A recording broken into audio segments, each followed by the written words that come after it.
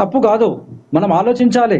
ఇప్పుడు ఆ దాంట్లో జరిగినటువంటి 563 మంది విద్యార్థులలో ఇప్పుడు 3 కోట్ల రూపాయలు భారీ అవినీతి జరిగింది, కుంభకోణం జరిగింది, అవి తీసుకొని అని చెప్తున్నారు. ఉన్నదాన్ని సిస్టమ్ ఎవడో ఒకటి పేపర్ తీసుకొచ్చి ఆడ చేసిపోయిర్రు, వచ్చింది మాకు అని ఎవరు ఇష్టం ఉన్నట్టు అట్లా మాట్లాడుతున్నారు. అది పబ్లిక్ సర్వీస్ అనేది దానికి చైర్మన్ గారు, కమిటీ సభ్యులు ఉన్నారు, వారు నా చేసుకొని కూడా చేశారు. ఇష్టం ఉన్నట్టు మాట్లాడి పిల్లల మీద, విద్యార్థుల మీద, కాంగ్రెస్ ప్రభుత్వం మీద బట్టకాలు చూస్తారు, ఊరుకోరు.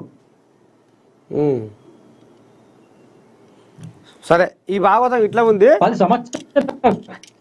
10 సంవత్సరాలు ఒక ఉద్యోగం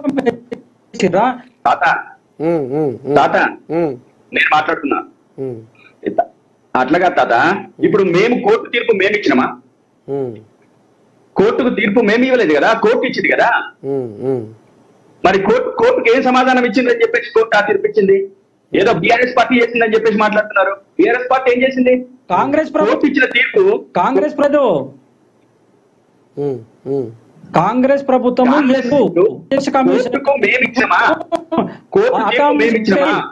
కోర్టు తీర్పు గౌరవించలే, మీరైనా గౌరవించలే. అనుగుణంగా పబ్లిక్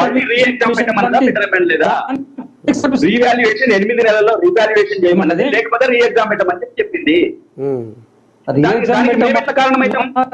రీవాల్యుయేషన్ పెట్టా మీరు కారణం అంటే లేదు, కాంగ్రెస్ చెప్పింది. ఒకవేళ చేయకపోతే చెప్పింది కోర్టు. ఎవరు కాదు, నేను ఏమంటున్నా బ్రదర్, కమిషన్ అది దానికి సంస్థ ఉంది, నిపుణులతో కొట్టుకుని 2వ బెంచ్ 3వ బెంచ్ చాలా రకాలు ఉంటది. దాని మీద ఒక నిర్ణయం తీసుకొని విద్యార్థులకు అప్లై చేసిన వాళ్ళకు ఎవరికి అన్యాయం జరగకుండా అన్ని రకాల కోర్టుకు సమాధానం చెప్తుంది. మా పార్టీ మీద, కాంగ్రెస్ పార్టీ మీద, ప్రభుత్వం మీద దాని మీద వేస్తే మాకేం సంబంధం అండి? అది మాకు సంబంధం లేదు కదా.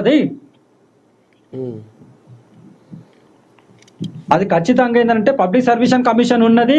ఎవరు ఎన్ని ధర్నాలు చేసినా, ఎన్ని రస్తారోకులు చేసినా, ఎంతమంది చేసినా ప్రజలు, విద్యార్థులు అందరూ దాన్ని సన్వినంగా ఆలోచిస్తున్నారు, చూస్తున్నారు. దానికి ఏం చేయాలనేది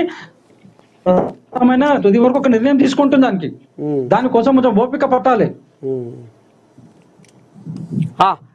ఇక డిస్టర్బెన్స్ ఉంది తాత, ఏమి వినపడట్లేదు.